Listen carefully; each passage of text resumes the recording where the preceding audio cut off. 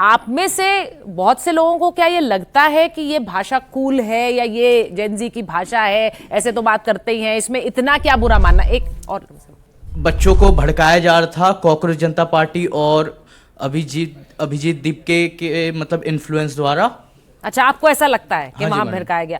ये कितने लोगों को ऐसा लगता है? ये कितने लोगों को लगता है एक्चुअली दीजिए जरा कि वहां पर भड़काया गया छात्रों को? हाँ, एक्चुअली मैं वहाँ पे मैं गया ही था। ठीक अच्छा। है, इसलिए मैं गया था, मेरी जाति और मेरा धर्म को गाली दिया, उसके बाद भी इसलिए मैं गया था हाँ। क्योंकि बात छात्र की थी ठीक है। और कोई 20 दिन से भूखा था। तो मुझे लगा कि बात छात्र की है तो पार्टी से उठ के जाना चाहिए। और मैं वहां पे गया था, लाखों की भीड़ थी, हजार कुछ लोग गलत होंगे, मैं मान सकता हूँ, लाख लोग गलत नहीं थे। और वहां पे लीडरलेस क्यों थी? जब यहाँ पे झारखंड में मार्च हुआ था तो जो भूख हड़ताल पे थे वो सबसे आगे थे। हाँ। और दिल्ली में जो जंतर मंतर पे हुआ था, लीडर कोई एक लाठी भी नहीं खाया होगा, एक लाठी, सिंगल लाठी भी नहीं खाया होगा। झारखंड में जो भूख हड़ताल पे थे वो 10 लाठी खाए, सीने पे मार खाए थे लाठी से। ये चीज वो आपके कॉकरोच जो चंदा पार्टी के दीपके जी हैं उनको कौन वीडियो कॉल पे बताए भी कि मैंने छाती पे लात खाया। तो इसमें लीडरलेस थी और ये पूरा प्री प्लान था छात्रों के आड़ में कि कुछ हजार लोग जाए, हम लोग साइड लाइन हो जाए और वो हजार जो गलत होते वो ऑब्वियसली बात है, संसद के अंदर जाते तो फूल माला तो लगाते नहीं, कुछ गलत ही करते और उसके आड़ में बदनाम छात्र होता। और दिल्ली की बात थी तो पूरा विश्व में बदनाम छात्र होता। कि जेनजी की अगर मुद्दों को नहीं समझ रहे हैं तो समझना पड़ेगा, ये पड़ेगा वाली बात से कितने लोग कितने सहमत हैं? सब सहमत हैं। अब देख लीजिए भाई, आप लोगों का जो भविष्य है ना धर्मेंद्र जी, अंश, ये यही तय करने वाले हैं। तो आपको ये देखना पड़ेगा कि मुद्दे समझने पड़ेंगे, बिना मुद्दे समझे आगे नहीं बढ़ पाएंगे। अब आप क्या रांची के छात्रों के मुद्दे समझ रहे हैं? रांची के छात्रों के हम मुद्दों को समझ रहे हैं, इसलिए डे 1 से जब वहां पे प्रदर्शन हुआ, हमारी मंत्री हैं दीपिका पांडे सिंह, वो वहां पे गई, उन्होंने ये नहीं कहा कि हमारी सरकार के खिलाफ प्रदर्शन हम नहीं जाएंगे। मुझे यहाँ पे बैठा एक भी व्यक्ति बता दे या बीजेपी के प्रवक्ता बता दे, इनका एक छोटे से छोटा कार्यकर्ता अगर गया हो जंतर मंतर जिसने कहा हो कि हम छात्रों की बात करेंगे, नहीं बता पाएंगे। बोलिए। मैम, मेरा नाम अभिषेक राजपूत है। ठीक है। और जैसा कि दिल्ली के अंदर अभी ये जेनजी वाला आंदोलन हुआ था, तो दिल्ली के अंदर जयप्रकाश नारायण जी का भी आंदोलन हुआ था, जो आज जिसको एक उसमें देखा जाता है फ्रेम में कि हाँ कि आंदोलन था जिसने सत्ता परिवर्तन करा। लेकिन जेनजी की आड़ में जो देश के जो युवाओं को भड़काने का काम वहाँ पे हो रहा था, जैसा कि रीलों में दिखाया जा रहा है कि इधर दीपके जी खाना खा रहे हैं और उनके बराबर में ही लोग नशा कर रहे हैं। वहाँ पे क्या कहते हैं, सिगरेटें, लोग नशा कर रहे हैं, सिगरेट पी रहे हैं, अब्यूज, गाली बक रहे हैं। एक तरफ तो यहाँ पे कैंपेन चल रहा है कि drug free Delhi, abuse free Delhi, और वो आंदोलन क्या रिप्रेजेंट करेगा पूरे देश के अंदर? जो युवा उसको देख रहे हैं उससे वो प्रोत्साहित होंगे कि नशे के लिए। वो एक तरीके का वहाँ पे मैं तो ये मानता हूँ कि वो पूरा नशे का आंदोलन था। एक बच्चों की मांग, बच्चों का कि बच्चों ने आत्महत्या करी, उसके लिए आंदोलन था कि भाई मतलब इस्तीफा हो। नहीं तो एक सुनिए, अब एक ओपिनियन ये भी है सतीश जी, ये क्या बोल रहे हैं? ये भी तो जेनजी है ना, ये क्या कह रहे हैं? वो कह रहे हैं कि एक वहाँ पे आंदोलन हो रहा था, वो नशे का आंदोलन था, वहाँ पर छात्र। अब ये भी तो रील में रात 12 बजे के बाद में वहाँ पे लोग नाच रहे हैं, और नाच भी किन गानों के ऊपर रहे हैं वो भी आप देख लीजिए, सब रील में खुला है। सतीश जी देखिए, ये जो जंतर मंतर पे हुआ है, हाँ, दो बातें वहाँ सिद्ध हुई। आंदोलन बच्चों के लिए था कि बच्चों ने अपनी आत्महत्या करी है, उनके लिए था कि ये देश को बरगलाने के लिए था। ठीक है, वो कह रहे हैं कि देश को वर्गलाने का क्या आंदोलन नहीं लग रहा था, उनको ये लग रहा है। आप बताइए। ये तो अब भारतीय जनता पार्टी और सरकार वाले भी नहीं कह रहे हैं कि बरगलाने के लिए था। नहीं तो वो तो जेनजी है ना, उनका अपना मत है सर, उनका अपना मत है। बीच में क्यों बोल रहे हैं? नहीं, उनका अपना मत है, आप उसे क्यों खारिज कर रहे हैं? सवाल हो गया, उत्तर दे रहे हैं। आप एक रील आप उठा के देख लो, वहाँ पे नशे का। ठीक है, मैं जवाब ले लेता हूं। देखिए, अब तो सरकार भी एक इस्तीफा ले ली, 50 लोगों के ट्रांसफर कर दिए, माना सरकार ने कि गलती हुई है ना। आप ये थोड़ी कह सकते कि वहां खाली नशेड़ी जुटे हुए थे इसीलिए पैलेट गन मारा क्या? अगर वहां पर आप ये कहते हैं, सुनिए ना, अरे आप सुनिए भाई, आप वहां कहते हैं कि खाली नशेड़ी जुटे थे, गुंडा जुटे थे, कि जैसे किसान आंदोलन में जुटे थे, आप बोलिए यस और नो।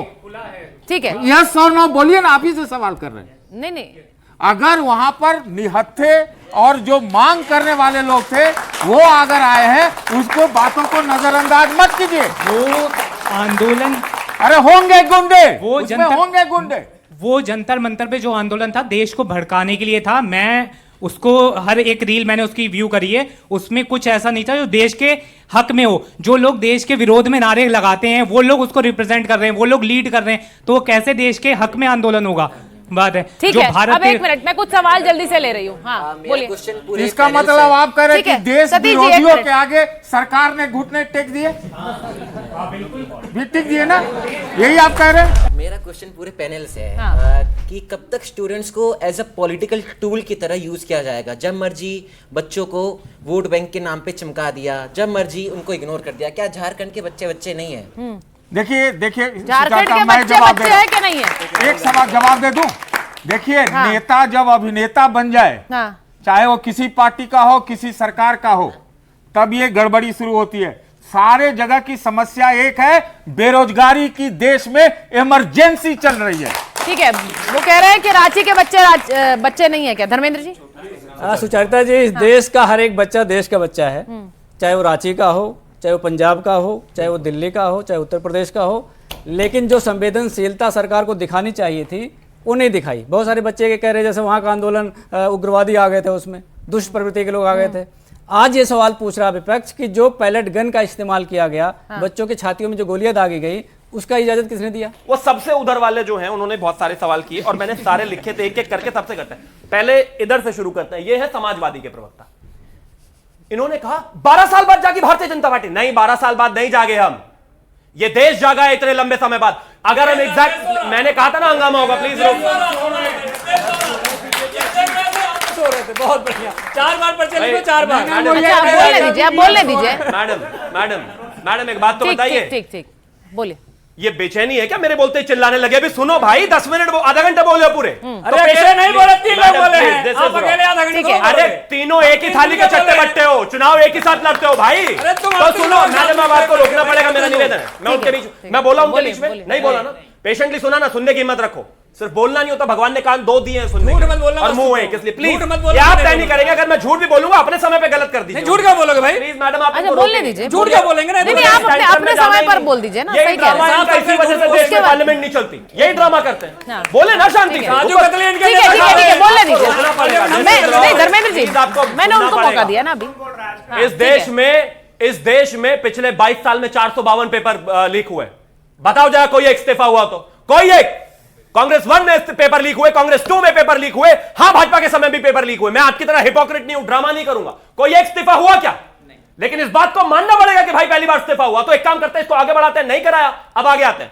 हम बिल्कुल मानते हैं कि शिक्षा में वाकई ही पेपर लीक एक बड़ी समस्या हो, चाहे भाजपा का राज्य, कांग्रेस का राज्य, किसी का, देशव्यापी समस्या है। लेकिन इसके बावजूद हमने इस देश में शिक्षा के लिए कुछ काम किए, बहुत छोटे से काम है, उनको भी बताऊंगा, उसके बाद आगे आता हूं। इस देश में जब हम आए, पूरे देश के 80 सालों में 431 मेडिकल कॉलेजेस थे, हमने उनको 823 किया, डबल इन जस्ट 12 ईयर्स। ये अचीवमेंट है भाई हमारा। पेपर लीक दिक्कत है, लेकिन ये अचीवमेंट है। इस देश में एमबीबीएस की सीटें 51,000 थी, हमने 1,36,000 करी, डबल से ज्यादा। ये अचीवमेंट है हमारा। हाँ, पेपर लीक परेशानी है। इसके अलावा मेडिकल पीजी की सीट 31,000 थी, 86,000 हुई। डबल आईटी मैडम वो 35 मिनट बोल, नहीं 35 मिनट थोड़ी बोल रहे हैं, ये कुछ ज्यादा है ना। 35 मिनट पहली बात उनका, आप भी काफी देर से बोल रहे हैं, दूसरी बात बोलने भी नहीं देंगे। नहीं हो आप तो काफी देर से बोल रहे हैं ना, ऐसा नहीं है कि आप क्यों, आप ये गलत बात ऐसे नहीं, गलत कुछ नहीं है, मैं कभी गलत नहीं करती हूं। उनको मौका दिया, आपको दिया, इतनी देर से बोल रहे हैं, गलत नहीं है। अच्छा भाई, ऑपोजिशन 35 मिनट बोले, पोजीशन को कम से कम 10 मिनट मिलने चाहिए कि नहीं? ऑपोजिशन हो गए, गलत कैसे है फिर ये?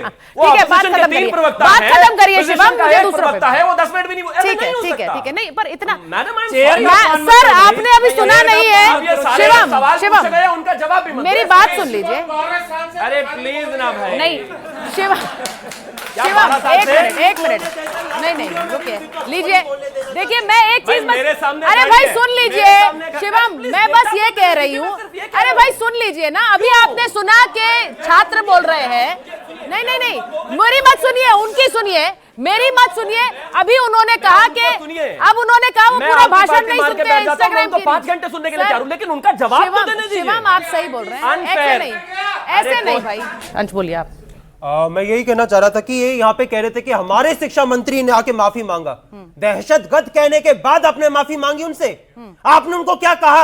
आपकी जो सांसद की वो गटर जनरेशन है, आपने क्या कहा? एंटीवायरस कहा। अब मांग लो माफी। आपके जो आरएसएस के लीडर थे कहने लगे, उन्होंने क्या कहा कि जो जंतर मंतर पे लेडीज बैठती है, दे एंजॉय बीइंग रेप, मेरे पास अथॉरिटी में उनको फायर कर देता। आप ये कहते कि मैंने माफी मांगी? यहाँ पे बड़े अपने अचीवमेंट्स गिना रहे हैं। मैं आपको बताऊं, अगर आपको छात्रों का दर्द सही में होता ना, तो आप गुजरात जाते जहां पे आयुर्वेदा यूनिवर्सिटी का पेपर लीक हुआ। अब उनचन अल्फा की बात सुनते, वो छठी क्लास के बच्चे जिनको राजनीति का एबीसीडी भी नहीं पता, लेकिन गया मुजफ्फरपुर, जालो बाद में मैं अपनी बेसिक सुविधा के लिए प्रदर्शन आप करें। नहीं बोल सकते, आप इसलिए नहीं बोल सकते क्योंकि आपके नेता रांची तक नहीं जा रहे हैं, इसलिए नहीं बोल सकते। ये तब बोलिए जब आपके नेता रांची चले जाए। नहीं, वो चले जाएंगे तो आप ये सारी बातें बोलिए, फिर आप सब बोल सकते हैं और कोई दूसरा बोल भी नहीं पाएगा। एक सेकंड, जब मैं आप दूसरा बोल भी नहीं पाएगा, रांची नहीं जा रहे, तो आप पूरा बताइए कि क्या मेरा नेता ने संवाद नहीं किया? कि हमारे नेताओं ने वहां पे जाके छात्रों से बात नहीं की? जिसने नहीं बोला है वो बोले। मेरा नाम सागर कुमार है, मैं झारखंड से हूँ और जेपीएससी एस्पायरेंट हूँ। ये सर जो अंश है बार बार बोल रहे हैं कि 98% डिमांड पूरी कर गई है। मैम 10% डिमांड पूरी हुई है, 98% नहीं हुई है। ये बार बार झूठ मत बोले इतने असंवेदनशीलता से। अच्छा, दर्द होता है। आपको बताता हूं, 98% वो बार बार कह रहे हैं कि हो गई। क्यों कह रहे हैं? यहाँ भी 100 में बोला, कांग्रेस के हर नेता बोल रहे 98%। कहाँ से ये डाटा ला रहे हैं? डिमांड चार्टर आपने पढ़ा है? मैं आपको बताता हूं। आपने डिमांड चार्टर पढ़ा है? झारखंड के स्टूडेंट का डिमांड चार्टर पढ़ा है आपने? पूरा चार्टर है, नहीं पढ़ा है आपने। मैं आपको बताता हूँ, अब सुनिए, आपको मैं बताता हूँ। छात्रों की मांग थी कि भाई जेपीएससी की बैकलॉग परीक्षा 2023 की और 25 की रद्द हो, पूरी हुई।